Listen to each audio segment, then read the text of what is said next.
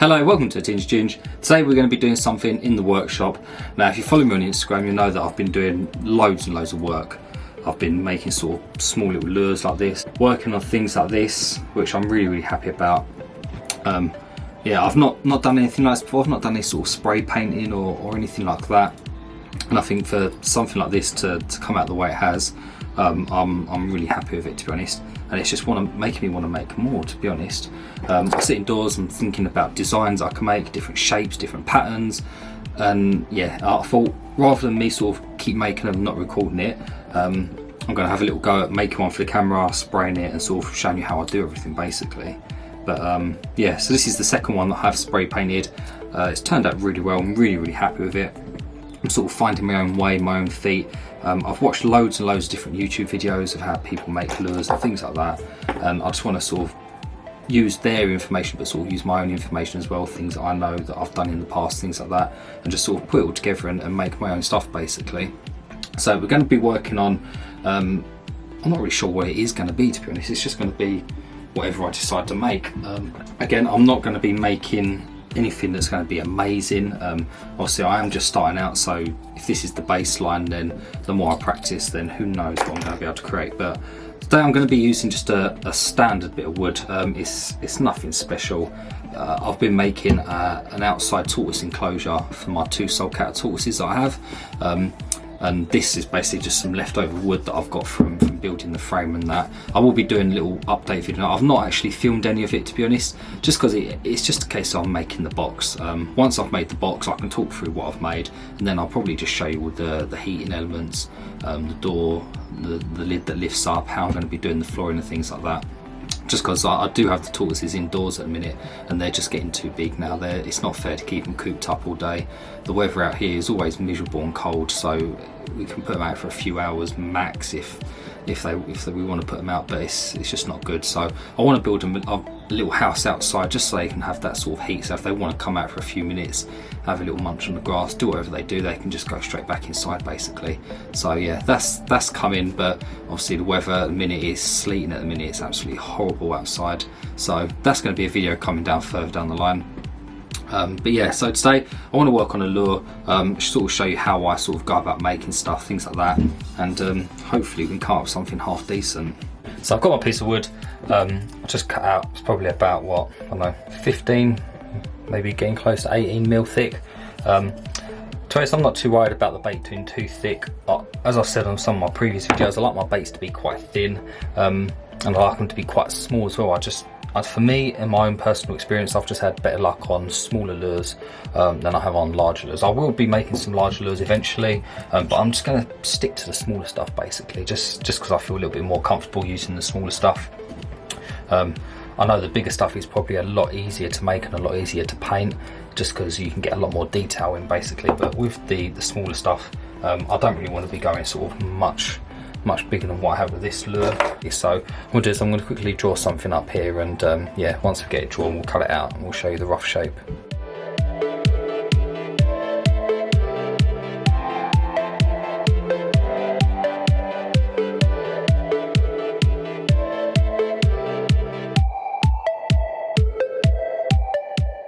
Okay, so this is what I've come up with. Look at this, it's not your sort of it's not really your typical type of lure shape. This is what for sort of one that sinks. This is basically one that you'd use for a top water. So normally this would be like the front mouth part that should catch the water and make a noise on the surface stuff. But what I want to do is I want to sort of change this up a little bit. I want that flat surface at the front because that's going to act like it's sort of like a lip. I want that to sort of push the water from side to side so we get like a shaking motion from side to side basically. It's going to be sort of it's going to be about the same thickness as the wood at the front, then it's going to taper down towards the back. And what I'm going to do is I'm probably going to put the line tie up quite high. I don't really know if this is going to work or not. It's all experimental. What I'm trying to do is basically just get used to sort of making my own style of lures, so that makes sense. I want to try and make something that appeals to me, also works well, and I don't really want to copy other people's ideas, if that makes sense. So I'm going to sort of try and work this out for myself, to be honest. So this is where I'm going to have the sort of line tie at the top. I'm going to put like quite a large arm. This is going to have a huge eye like this sort of size. The bait's not going to be rounded, it's going to be fairly square. The edges are going to be round, but yeah, that's going to be part of it. And I want to sort of weight this in this sort of area. I want this sort of whole area here to be weighted. So that sort of area there, maybe a little bit deeper. I want this to be quite a heavy lure. I want this to go down fairly deep, to be honest, so I can sort of retrieve it quite fast. I'm probably going to be putting like a hook hanger on that section there, and obviously I'll have a hook hanger coming off that end bit there. So that's what I'm going to sort of go for. It's going to be quite interesting. I am going to do some gill patterns on this as well. I haven't done any gill carving yet. A lot of my baits have literally just been just plain no sort of carving into the actual wood itself. So I'm probably going to do a sort of a gill pattern, maybe even like a front lip. I might make that front lip stick up a little bit. Let me have a little play around and see what I come up with. So something like that, basically. Yeah, it sort of reminds me of like one of those silver arowanas you can get in aquariums. It's kind of that sort of shape really, but yeah, I think that's what I'm going to go for. I really like this shape. It's going to be tricky doing the carving because I've not done any carving before, and I don't have any carving knives or anything like that. I'm probably just going to use just a sort of a Stanley knife. To us, they're pretty sharp. I think I'll be able to get quite a lot of detail on that, to be honest. The only thing I don't want to lose is any of these markings. So I may have to redraw this again, but because I've got the basic shape, I know I can get sort of most of that detail roughed back in. I don't know how far I'm going to take the carving. I don't know if I'm going to sort of do like a big sort of side fin here or not. I don't know. We'll see. We'll see how far we get into the video and what we can do. But yeah, I'm really happy the way that's looking. Now that I've got the body cut out, you can see the sort of shape that I'm going for. You can see the thickness that it is. What I'm going to do now is I'm going to try and find the center line for this. You want it fairly central just because you want the lure to swim properly. But yeah, to be honest, I'm not going to be too accurate with it because you can adjust the lure when you need to. So all I'm going to do now is I want this to come down to a thin point. I don't want it to be too pointed at the end. I want it to sort of have a little bit of thickness. So again, all I'm going to do is just going to trap the pen in my finger. I should use a pencil really, but I've just always used a pen, to be honest. I don't know why.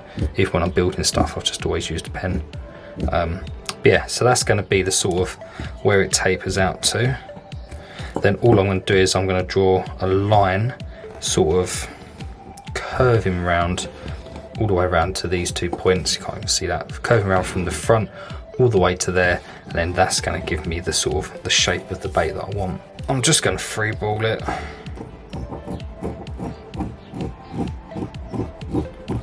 And I know I can tidy this up at a later date. I'm quite confident with my skills with woodworking, things like that, so I do think I'm going to be able to sort of straighten this up a little bit more than what it needs to be. To be honest, looking at that, I think the wood is probably more wonky than what the lines are. So I think the way I've drawn those lines there, I think they're going to sort of match up perfectly to where I want. So we'll get this cut out now, and then we'll start doing the chamfer lines and things like that and start carving some detail into it. Now I managed to get this pretty close to where I wanted it. You can see the bandsaw here sort of bit in a little bit and took a chunk out, but that's fine. I'm pretty confident I can sort of sand that down and make that a nice sweeping curve. So what I'll do is now I'm going to quickly clean up these sides with some sandpaper, and then once that's all set, we can get to actually moving on to the rest of the bait. So when I'm drawing my chamfer lines in, I want my chamfer lines to be quite wide because I like my baits to have quite a lot of shape. I'm not really a fan of sort of these lures that are quite sticky and quite blocky. I've made a couple, actually one of the other ones I've made is quite blocky. But yeah, I'm not really a fan of them. I like my lures to have a lot of shape to them. I just think the more shape you can give a lure, it just means it's going to have that little bit more movement in the water. So what I'm going to try and do with this one is I'm not going to make it too round. I don't want it perfectly round. I want it sort of a rectangle sort of shape, if that makes sense, just with curved edges. So the chamfering that I'm doing, I'm going to do quite a lot. So you can see I'm going to be taking quite a lot of material off there, but it's literally just going to be a rounded edge. It's not going to be like a complete circle. just because I do want this to be fairly sort of upright and stable. Once I put the lead in, I want that lead to sort of sit down deep, and I want that top part to float, so when I do draw it back, you do get sort of, I'm not sure what the action is going to be. I don't know if we're going to get this sort of action, or if we're going to get that, or if we're going to get a bit of both. I don't even know. It's going to be an interesting one to test. I'm really excited to see what it actually does. But yeah, this is probably my favourite part. I don't know why, it's just drawing on these chamfer lines is just really satisfying to me. That's probably my favourite part of it. So you can see I've got them all the way around the bait now. Now I need to decide how far I'm going to bring these chamfer lines up to this stuff. I'm probably going to bring it up all the way, and then I'll carve this lip and the gills afterwards. So this chamfer line is going to come all the way up to this lip. This lip's going to be, this edge here, it's going to be quite rounded, and then I'll just carve the lip in afterwards. But I do want to sort of try and make that stick out a little bit more. But the more I look at it, it does look a lot like an Arowana. That's quite cool actually. I never would have thought of making one of them, to be honest. When it comes to the chamfer lines for the lip, this bit here, I'm going to have to be quite careful. I may not do them as deep as that, just because obviously I want this front part to be quite square, so that might be a case of literally just rounding these edges off a little bit. But yeah, the rest of the chamfers I'll take up probably to the tops of these two. Now to cut these chamfers in, like I said, I'm only going to be using a Stanley knife. I've done quite a lot of sort of woodwork in the past, so I kind of know what I'm doing. I know a lot of people are going to be moaning at me because I'm cutting towards my thumb, but I've done this so many times. I have cut this thumb a couple of times actually in the past, but to be honest, I'm pretty confident in my ability to do this. So what I'm going to do is I'm going to change this blade out as well, just because this is quite dull. Oh yeah, that's a lot smoother. You can see I can get a real thin shaving.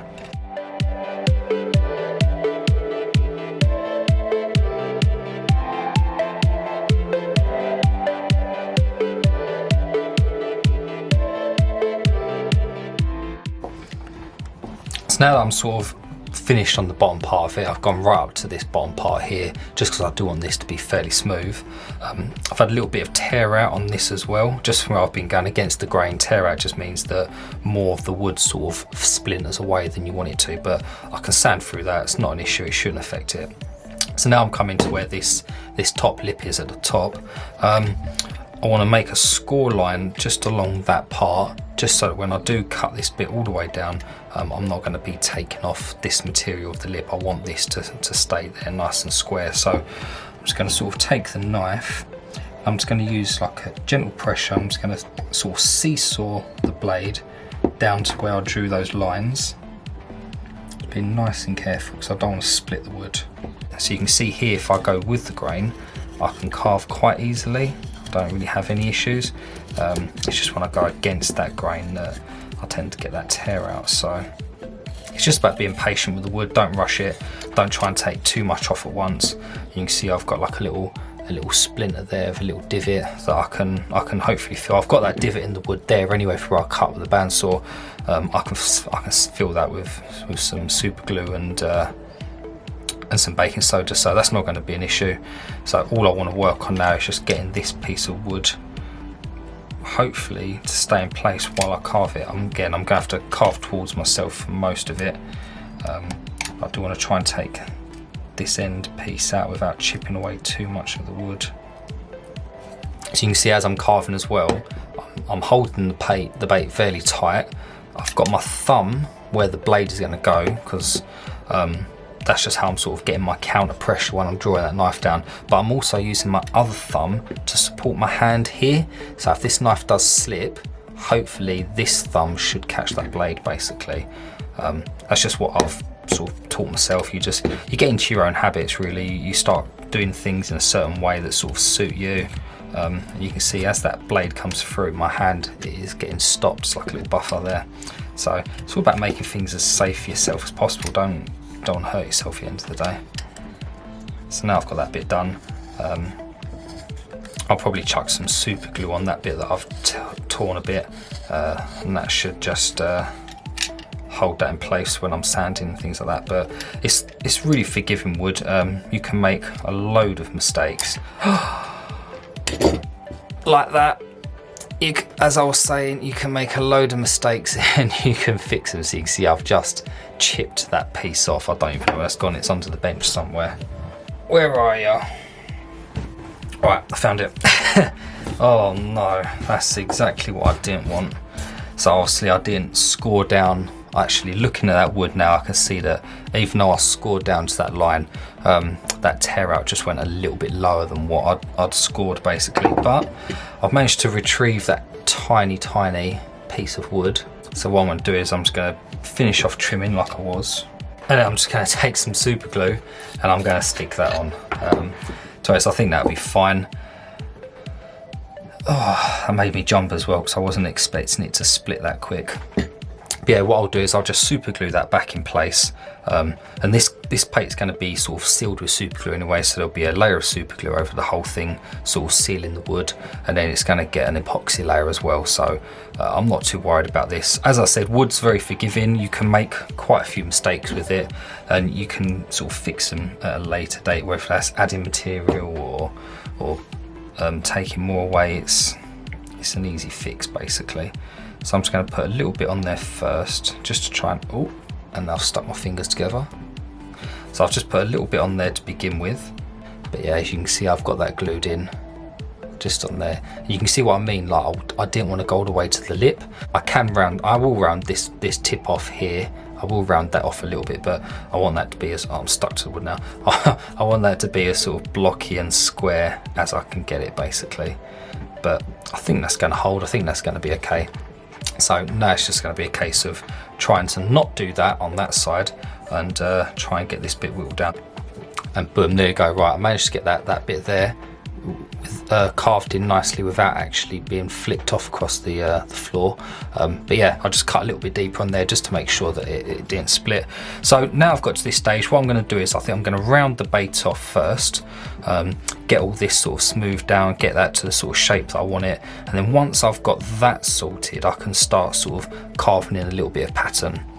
I might even carve a little bit of pattern on here where this sort of lip sort of comes round. Like this is where the chamfer line would be. I know it roughly comes to here, so I might carve some gills in like a sort of a V shape underneath here, if that makes sense. I just think it'll add a little bit of something extra to it basically. I do still need to drill the eye holes as well, but I want to sand this first just so I know exactly what the shape the bait's going to be.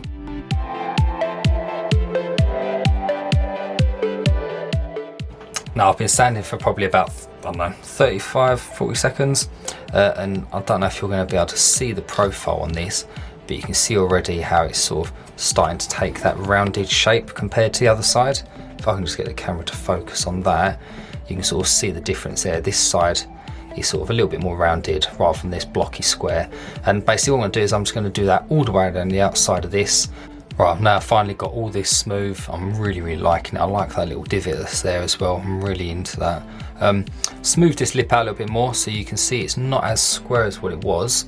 I've sort of taken it down a little bit, rounded it off a little bit just so it looks a little bit more natural. Sort of follows the shape of the head a little bit better. Same with the front, I think it does look a little bit more natural. So now what I'm going to do, it's going to be a case of sort of drawing out where the eyes need to be. Doing this gill pattern, I'm going to sort of join this lip down into the gills, so that's all one thing. I'm going to sort of do this part that's going to sort of come round and do the first gill plate, and then the second gill plate I'm going to do coming round, and then I'm going to have that come up into like a sort of V underneath here. This part's going to be quite tricky to carve, just because of the way the grain is, and being able to hold this with the knife and actually carve into it is going to be a little bit tricky, but I'm going to give it a go.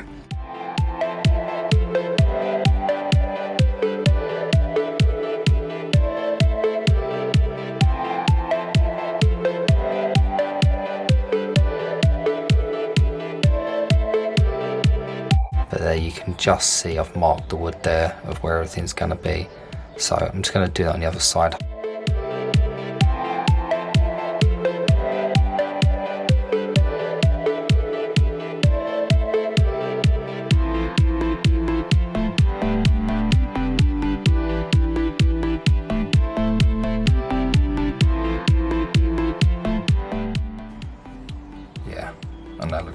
much the same on both sides now I've taken that down. Next thing I'm going to do is I'm going to try and do this chin bit. I do need to address this as well because there is a slight bigger gap from there to there. So all I'll do with that is take this down, and then that should give me the gap that I have. And now this is all going to be sort of guesswork. Just looking at that chin area, it is slightly off, but I think that's just somewhere I've drawn the pen on. It just makes it look a little bit like it's off kilter. But if I put like a little X there, I'll know to sort of go to the middle of that point just there when I actually do that part of the carving. So yeah, so this is going to be the tricky part. I don't really know how it's going to turn out. What I'm going to do for the carving side of it is just using my Stanley knife. I'm going to go around all these edges. I'm going to carve quite deep into them, and then using the knife I'm going to come at an angle and I'm going to shave an area around that so all of these will protrude up, and then I'll go in with some sandpaper in the corner and I'll just sand those bits flat just so I get a nice crisp edge around that as well.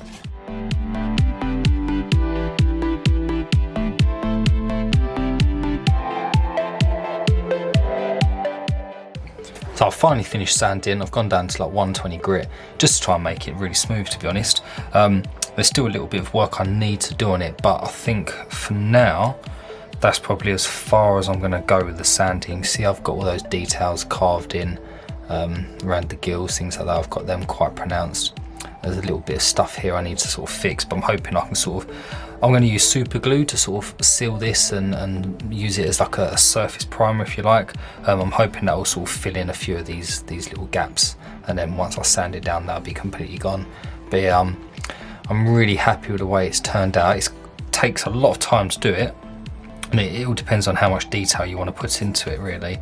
But I'm really happy with the look of it so far. There's a few little nicks. There's a score line down here. There's a line down here. This will be hidden by the ice. That's not too bad. I'm pretty sure the super glue will sort of fill this crack. It's not a crack. It's like a gouge that I made. That'll go.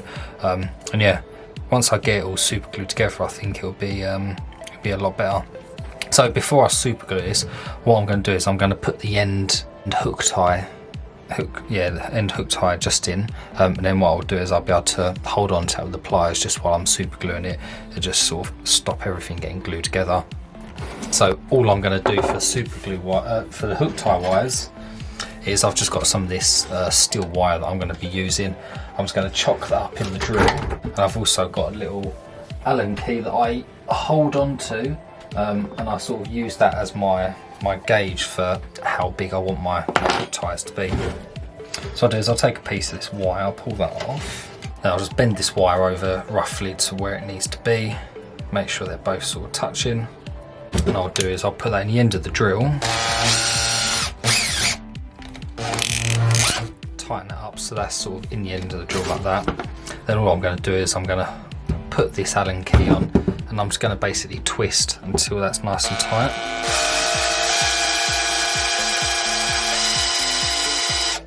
Like that. You can sort of feel the tension building, so after a while you sort of get used to how tight that actually needs to be wound. But if I take that Allen key off, I'll zoom in, you'll be able to see there it's pretty much a perfect line tie. Perfect size, got a nice long twist, and I can basically just clip this off to where I need it to be. So I want this line tie to be fairly deep into here. Hook hanger, sorry. I'm going to do it sort of probably about down to here because I want as much of that wire in there as possible, just to make sure this is super strong basically. So all I'll do is I'll nip that off there, and then what I'll do is I've got a very tiny drill piece here. It might not focus just because it is so small, but yeah, tiny drill bit, and that's basically about the same size as what this screw thread is. So all I'm going to do now is I'm going to drill a small hole in the end to the lure. I'm going to try and stick the drill out as much as it needs to be so that I can actually pop that hook hanger in. And the hardest part about this is trying to get that hook hanger in here as central as possible. That's going to be the tricky part. So all I'm going to do is I need to try and guesstimate where it needs to be, and I'm just going to pop a little test pilot hole in the end. Then what I'll do is I'll have a little look, make sure that I've sort of got that as centered as possible. If not, I can always move this about and give it a wiggle about and sort of work out where I need it to be. And once the actual hook hanger's in there, I can actually bend the hook hanger to where I need it to be as well. So it's not major if this isn't 100% perfect, but you want to try and get as spot on as you can. I think I've got that pretty central now. You can see that tiny little hole just in the tip. So yeah, all I'm going to do now is I'm going to put the drill in there, and hopefully I can get this drilled pretty straight, and then we'll get the line tie in. I'll probably glue this line tie in as well, just so that it's there, it's nice and secure, it's not going to go anywhere. It shouldn't get in the way either. And all I'm going to do to secure this in place is I'm going to pop some of this super glue in the hole to begin with. That will sort of get drawn into that hole, and then I've got some pliers as well that I'm going to use, and I'm just going to twist this hook hanger into place. Now, because of the way that I've wound this on the drill, it is a counterclockwise twist, which does take some getting used to, but after a while you just get used to it. So I'm just going to pop some super glue on there, got half of that on my bench, which is brilliant. And then all I'm going to do is I'm going to thread this in.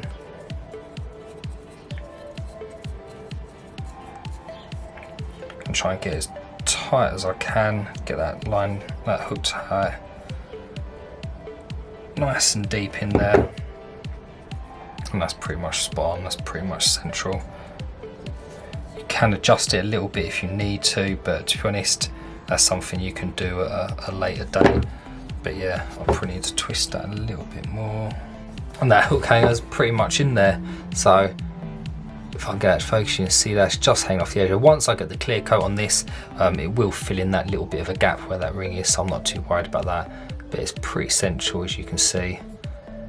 I'm really happy with that. So that just gives me something to hold on to just while I put super glue on the rest of this.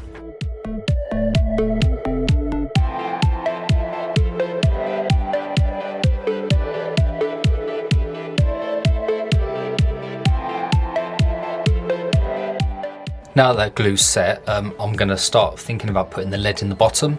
There's no point sanding this first, because once I drill the lead holes, I'm going to fill them up with super glue and baking soda to make like a hard sort of layer above the lead that I'm going to be putting in, and then I'm just going to have to sand all over that anyway. So I think we're going to put the lead in next, and all I'm going to do is just draw a centre line down to about here. So yeah, about part way down the bait. From here to here, I'm going to make all of this as a huge hole, and that's where the majority of the lead is going to go in there.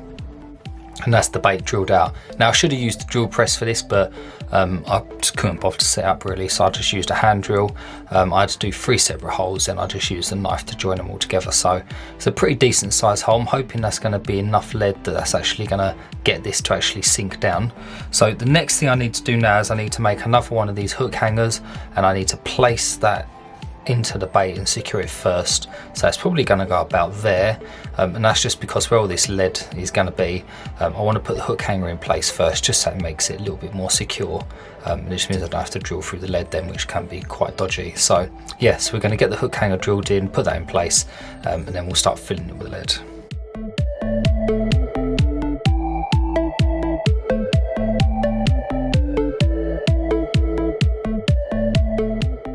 So all I'm going to do now is I'm going to take the baking soda or baking powder, and I'm just going to pour that quite liberally on there. This stuff's only cheap, so it doesn't really matter if you put too much on. And all that's going to do is that's just going to fill all those holes in that lead. So I'll just give this like a little tap, and I'll just try and get all that baking soda seated in, and you'll see it'll all slowly disappear in between all those little bowls.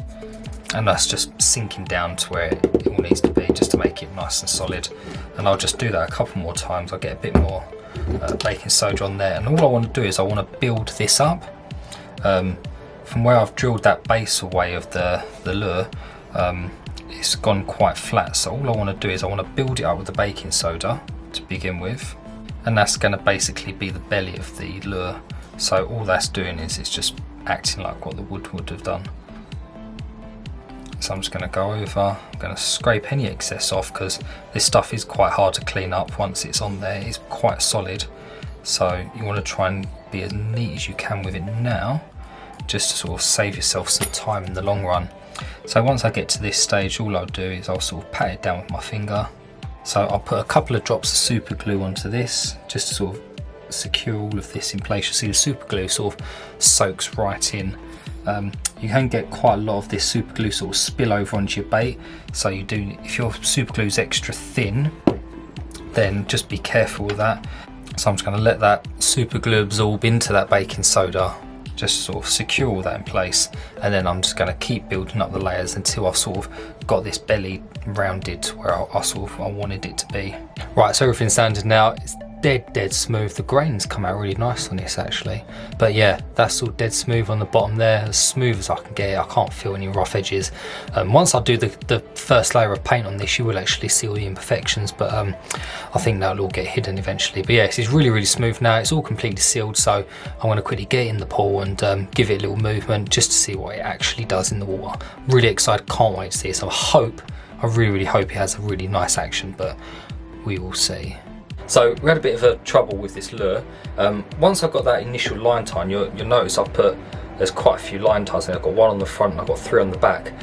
This one at the furthest back here was the first one I did, and it swam okay. It had a wobble, but if I tried to retrieve it too fast, it sort of go belly up, kick to the side, and cause me a few issues. So what I decided to do is I went to the complete other end, put a line tie on the very front to give it a go, and all this front part here acted like a wing, and it just lifted the bait up and it just came straight to the surface and skimmed along the surface. So what I did is then added another one sort of halfway in between, sort of nearer to the front, just to try and counteract the sort of the way it was acting, and that wasn't too bad. It still went belly up, and it still sort of rose up a little bit. So I've sort of put one final line tie in the middle there, and that one tends to give me the best action. If I do rip it back too fast, it will go belly up. It will do like a wide swing to the side, but that's the best spot I can find at the minute that's going to give me the best action for this. So what I'll do is I'm just going to cut the other 3 off that I don't need. I'm going to keep that main one in place, and yeah, that's pretty much where it's going to go. But I don't think there's much else I can do with this bait. It was a bit of a gamble using that front lip part there.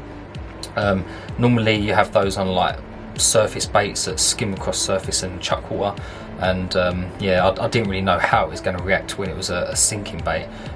So yeah, it's a bit of a poor design choice, but the only way you're going to learn these things is by doing it. But I think that the actual lure itself has turned out pretty cool. I'm really happy with the way it's come out. So, oh, nearly dropped it. So yeah, what I'll do is I'll get rid of these other line ties, fill those holes in, sand it down, and then that means we can get to painting. Now I'm not sure what I'm going to paint this yet.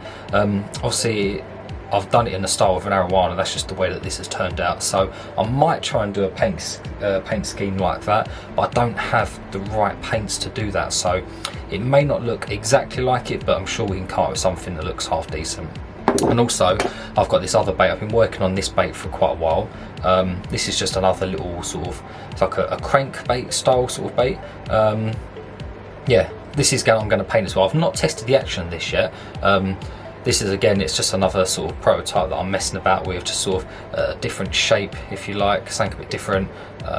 But yeah, we're going to sort of get this in there as well, give this a test, see what this does. But yeah, I'm going to paint both of these. They're both going to be different paint schemes, so it's going to be interesting to see what we come up with. This one I'm probably not going to show that much. I'll show you the end result, but not me actually painting it. But this one, yeah, I'll sort of show you the step-by-step way of how I'm going to paint it and sort of attack everything. So I've got the eyes drilled in now, and I think I really like drilling the eye. I really like drilling the eyes in, because it sort of brings the bait to life. It sort of makes it look that little bit more realistic. So all I did there to get that actually perfect is I just drilled a hole all the way through basically. So I've got a hole on either side, and that's going to give me my centre line, so I know the eyes are going to be pretty much perfect. And yeah, I'm really happy the way they've come out. I am making a mould for these eyes, so depending on how long that takes will depend if I get the eyes stuck on today. But yeah, really happy with that. So we're going to start airbrushing this now. I've quickly just tested this out. You can see I've got some hooks on it, and this thing is absolutely perfect. The way this thing swims is unbelievable. It's got like a side to side shimmy. but it's also got this sort of motion as well, so it's like doing this in the water, if that makes sense. But it's really nice action. I like this. And the fact with this as well is, even though it does sink quite slowly, as soon as you start retrieving it, because it's got this flattage on the front, that automatically acts like a lip and pushes it down anyway. So not only does it dive down, it sinks slowly, and you retrieve it, you get like a weird jerking action. It sort of flicks from side to side like that if you sort of flicking it back with the rod. So yeah, this is absolutely perfect. This is probably going to be one of the patterns I stick with. Again, all of this is just me sort of making my own sort of shapes and designs and things like that, and going from there. So yeah, this is probably going to be one of the designs I stick with. You can see majority of the lead is in the head there, so when it sinks, it does sink down sort of quite nose heavy, but as you retrieve it, it kicks up a little bit. So it's pretty much perfect. I haven't weighed any of these yet. I will have to weigh these, but yeah, really happy. So this is going to be painted in the background, so I'll show you that end result at the end. But yeah, we're going to focus on painting this today. So it's going to be a bit of a challenge, but I'm really excited about this. Hoping to put quite a lot of detail into this as well, just to make it quite nice. Again, this one doesn't really swim that great. It's not the perfect action, but I will still take this fishing just to try and get a fish off it. It's going to be quite difficult, but yeah, it's worth a try. And it might act differently in the lake anyway, so who knows. It's always worth trying out.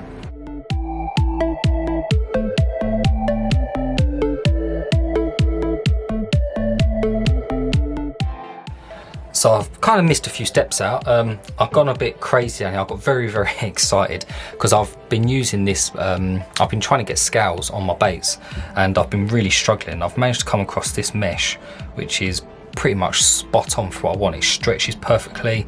It doesn't sort of, when you stretch it, it stretches evenly rather than sort of one bit stretching, one bit not. So I really like this. This is what I nicked out of the fridge. You can buy little cloves of garlic, and they come in like a little mesh bag, and that's all this is basically. It's just garlic mesh bagging. The problem I had with this was trying to stretch this out and keep it in place. Now I didn't want to hammer loads of nails into my new desk just because it was going to cause some issues. So you can see over here I've kind of got a square of tape, and I sort of pinned this down with the tape, and then I've got all these like old weights and bits of lead and stuff, and I literally just placed that around the mesh, and that sort of just made the mesh a little bit more taut against the bait, just so I didn't get any sort of underspray and overspray and things like that. So yeah, this comes in really handy. I got a little bit too excited because I did the bait that I'm not going to be showing you, the lure. I did that one first, and I think it came out rather well. It's going to be really hard for you to try and see the scales. I think they'll come out a lot more when I do the clear coat, but yeah, that's how they turned out. I think this side's slightly better. I went a little bit heavier with the paint here, so it's a learning curve for me to try and focus on getting an even spread. But yeah, they came out absolutely perfectly on this, so I thought, why not do it on the other bait? And I think this came out even better. So this is what the other bait looks like. You can see I've sort of added a bit of red paint around the gills. I know it's a bit splodgy, but I'm hoping the clear coat will sort out. But you can see that scale pattern there. That, for me, I think that looks really sort of realistic.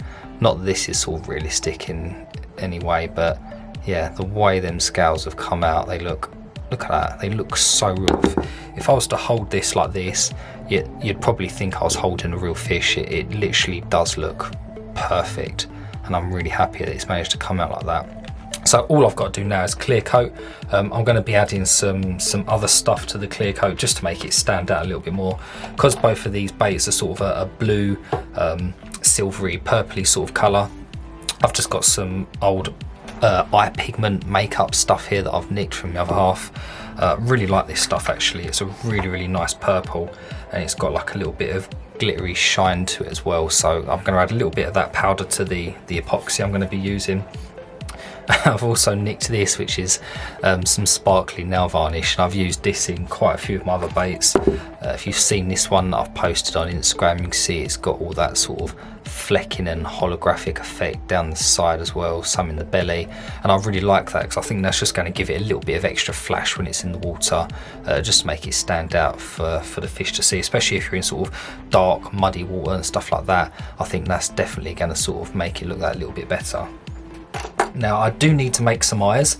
I've not made them just yet, so what I'll be doing is I will be just clear coating these without the eyes, putting the eyes on, and then I'll give it another very thin clear coat.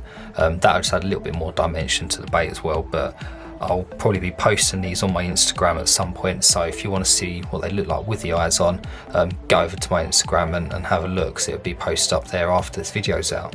So I'm not sure how much of this I need to mix up, just because I don't know what sort of effect this is going to have. The glitter in the nail varnish is fine because that dries clear, so I'm not too worried about putting too much of that in. It's more of this stuff, because it has got that purple tint to it.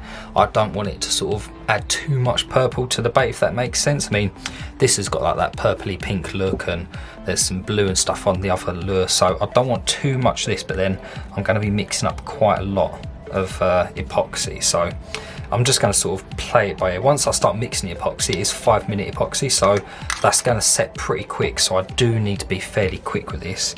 So first thing I'm going to do is I'm going to sort of try and break all them lumps down, and then I'm going to add the nail varnish first, just because the nail varnish is going to take a lot longer to dry than what the epoxy does. So I'm literally going to pour a good helping of this in there, just because I want to get quite a lot of glitter, just like that. And then start off with, I'm just going to mix these two together, get these nice and sort of mixed in with each other, so it's just less ag for me further down the line. You can see that's quite purpley. I'm hoping that isn't going to be too much purple for when I put the epoxy on. It's going to be quite a clear, a thin coat anyway, because I'm going to put 2 coats on these. It is going to be quite thin, so I'm hoping that it will be fairly see-through and not cause too much of an issue. But I really like the pigments in there. I don't know if I can get this to focus on the camera or not. But it's quite glittery in there. I've got quite a bit of glitter. I'm probably going to add a little bit more nail varnish to that. Oh no, I've got nail varnish on me. Oh, bloody hate glitter. Glitter literally is one of those things that gets absolutely everywhere. You wake up in the morning and somehow you've got glitter everywhere. I can't stand stuff. But yeah, I'm just going to keep mixing. The more mixed I can get it now, it just means less time I've got to spend mixing in with the epoxy. So I've got both of these baits clamped up in little vices, just so that I've got something to hold on to and something for them to sort of hang off as well. That just makes it a little bit easier. I need to get as much of the prep done now as I can, just because the drying time on this epoxy is so quick. So I'm going to add a good helping of epoxy into the cup, just because I think I will need a fair bit in there. So now that's in there, it is literally like a ticking time bomb. I need to get this mixed as quickly as possible, and then start painting it on, because I don't want to risk this setting up before I've had a chance to get it on there. It'd probably be better to use a drill to sort of mix this up with, but I'm just going to do it by hand. When you're mixing epoxy, it's really important you get those 2 halves to mix well. They will sort of repel each other a little bit, so you do need to be quite vigorous. And I know I could be brushing in quite a lot of bubbles, but I've got a heat gun on my desk here ready, so I'm going to give them a quick blast with the heat gun as well, and that's just going to get the majority of those bubbles out. But to be honest, the bubbles do tend to go on their own. You'll get the odd bubble, will be a little bit stubborn, but yeah, you do need to be quite quick with it. So now I've just got an old brush that I'm going to be using. I'm just going to start pasting this on, and yeah, that purple's not going to cause too much of an issue, which is nice. So now I can get a nice decent coating on this. And also I will use the heat gun on this just to sort of try and smooth out as well. Just because I'm using a brush to apply it, you will get some sort of brush strokes in the epoxy, so I will need to try and get those out as well. But I need to try and do it as quickly as possible, because obviously I've got the other bait that's sitting there waiting to go.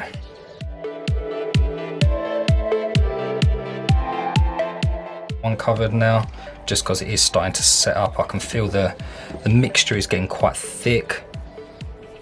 The brush strokes I'm leaving are getting quite deep as well, so once it's on and it starts to set up, you have got a little bit of playtime with it when you're using the heat gun. So the most important thing is just to get this pasted on as quickly as you can, and then you can even it out afterwards. I will have to buy, the stuff I'm getting is like a UV hardening resin that's used for 3D printing. That's what I'm going to be planning on using for doing all my clear coats with. So that should make it a little bit easier for me to sort of get a nice thin even layer and then get it to set. Right, so I think I've messed about with that enough. So now it's a case of getting the heat gun out and just attacking all the bubbles and lumps that are in there. Okay, so it's the next day.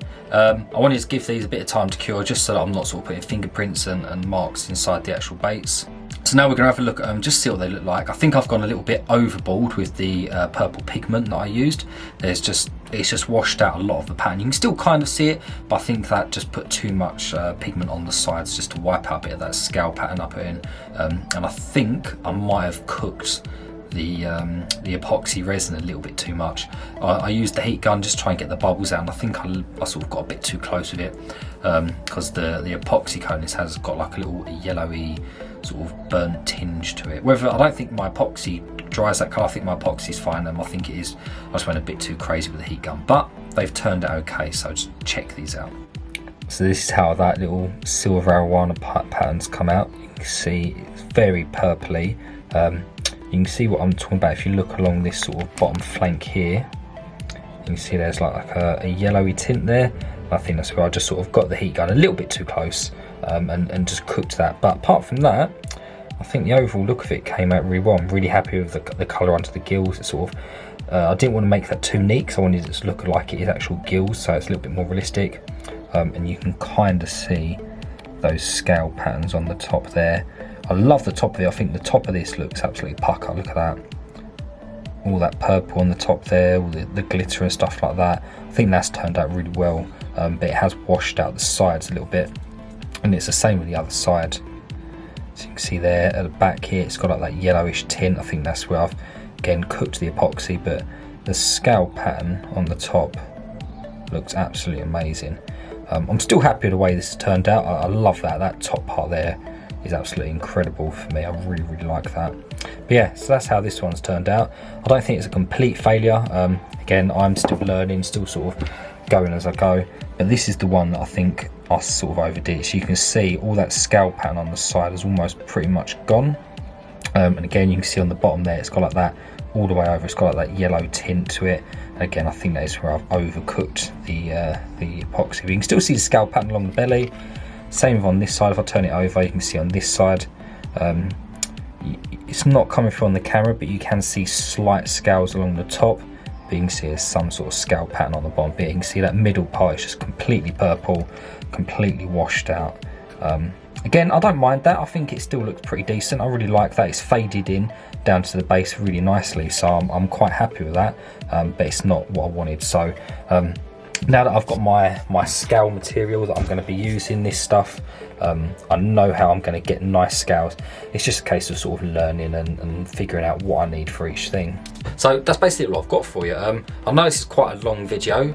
The reason it's so long is because I wanted to try and show everything that I do, how I sort of start to make a lure all the way towards the end, how I finish painting and things like that. Now that I've got this video out of the way, it just means any other baits that I make in the future, any other lures, it just means I don't have to spend as much time explaining what I'm doing, so I can always sort of refer people back to this video so they can see a start to finish. So now I can start pumping out these a lot quicker. I don't have to put as much time into the actual filming part of it, just because I don't need to show every single detail basically. But yeah, I'm really happy with the way these have turned out. I am off over the next couple of days, so I may take these out fishing, actually test them, see if I can catch something. I'm not hopeful because we've been getting loads of rain recently, so I know the lake that I normally go to is going to be completely washed out of mud. All the rainwater just comes off the field into the lake and it just turns completely brown basically. And yeah, I don't know if I'm going to be able to get any bites, but I'll give it a go. It's nice to get out for a few hours anyway, just get some fresh air, change the scenery, so I'll definitely be taking these out. I've got these two. I've got this one that I've done, and I've also got another smaller one that I've sort of done a previous video on, so you should definitely check that one out. But yeah, definitely really excited to get these out, get them tested, just see what I can do with them basically. If I get a bite with any of them, I'm going to be over the moon. But yeah, really excited for all that. So yeah, I guess that's the end. Please excuse my dodgy hair. I've sort of just woken up and just yeah, this is my almost out of bed look. You don't want to see my out of bed look, it's awful. But yeah, that's all I've got for you. I hope you've enjoyed this video. I hope I've sort of shown you a few tips and tricks that I do that I've sort of learned along the way. And maybe it's just going to sort of make you want to get into sort of trying this for yourself. Now I do want to get some 3D printed lures out here and get them painted, but I've broken my 3D printer. I'm gutted. I don't know what's wrong with it. It's just the printing nozzle just doesn't move up and down, so I don't know what's gone on. I've checked everything, so it looks like I'm gonna have to try and get that sent back. Hopefully the warranty covers it. If not, I'll have to buy another 3D printer, which absolutely sucks. But thank you for watching. I really do appreciate it, and yeah, I'll see you in the next one.